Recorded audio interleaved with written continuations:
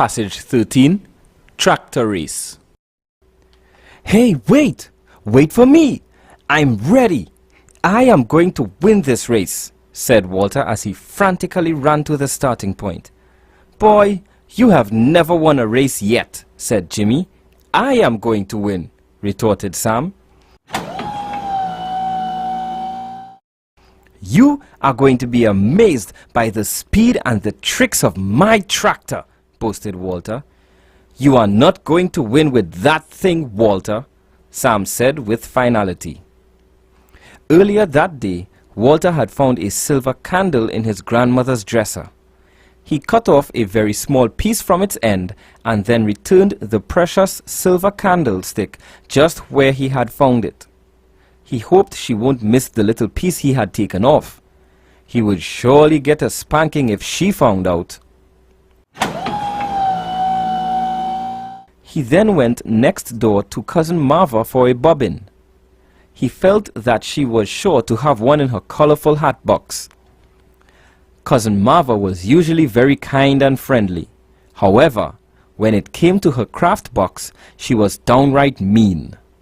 She had a large array of colorful ribbons, buttons, pins, threads and needles, and didn't like them touched at all. But Walter urgently needed a bobbin to make himself a tractor. He sneaked past Cousin Marva, who was asleep on the couch in front of the television. Her current knitting project lay over her legs with the 2 silver knitting needles still in her hands. Walter spotted the hat box on the floor near the far end of the couch. He crouched down and crawled quietly to the colorful box. Gently he lifted the lid, stuck his hand in it, and started feeling around for a bobbin. Aha! I found one, he thought to himself. It was a new black bobbin with green thread. He quickly and quietly closed the lid of the box and then exited the scene. Phew! That was close. I got it, and it is going to make the perfect tractor once I get the thread off, Walter whispered to himself as he moved on to find the next item he needed.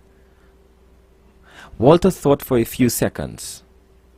What do I get next? Rubber band. A thick one that will wind up and release to make it go fast and far, he thought. Walter started walking through the house in search of the powerhouse for his device. Finally, there it was, sitting in the drawer of the nightstand holding his mama's money. He quickly removed the rubber band and replaced the money, closing the drawer quietly. Satisfied that he had all the parts that were needed to make the best tractor ever, Walter went to his room, closed the door, and started putting it together. He cut up the piece of candle into smaller pieces until they were just the right size for the smooth movement of parts. He unreeled the thread from the bobbin, only now realizing how much thread was on a bobbin. It took him a while to get it all off. Left behind was a big ball of green thread and a shiny black bobbin.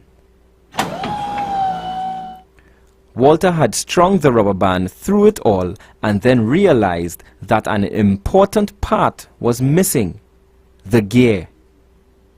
Now where will I find a great gear? It wasn't long before he had an idea.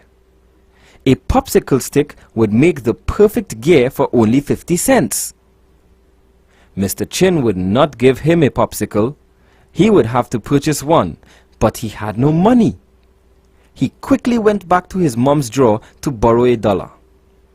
At the shop, he purchased a popsicle and a lollipop with the plan to use the wrappers for decorating his vehicle.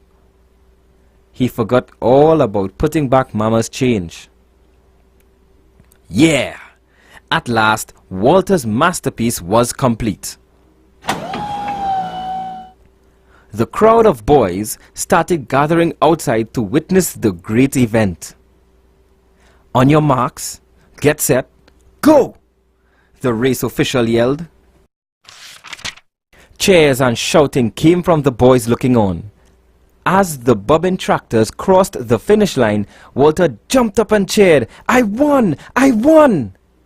However, the crowd went silent, leaving only Walter cheering.